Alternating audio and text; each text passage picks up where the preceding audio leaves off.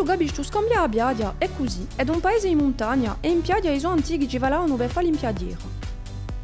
Tanto i luoghi vicini al mare erano troppo pericolosi per via della malaria e è stata così durante secoli e secoli. Non date mica piedi troppo pericoloso. Dopo la guerra, i soterranei hanno pigliato valore per via dell'agricoltura, a Biadia è diventata un giardino.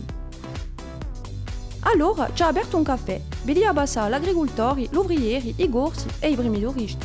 Era già lontano il tempo dell'impiadiera e della malaria.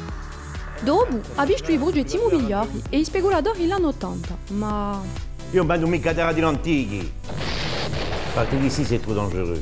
Oggi a sua Biadia è scambiata torna, i progetti di scuola negli anni 80 sono andati a Tu le vends ton terrain? Allora ha visto crescere piano i casali, di residenze secondarie, di parking, Dis-moi, di centri commerciali, di hotel. tu le vends toujours pas ton terrain? A sua Biadia è scambiata ma il suo terreno l'ha venduto. Regarde, ce sera beau. E così quello che ha visto scambiare a Biadia.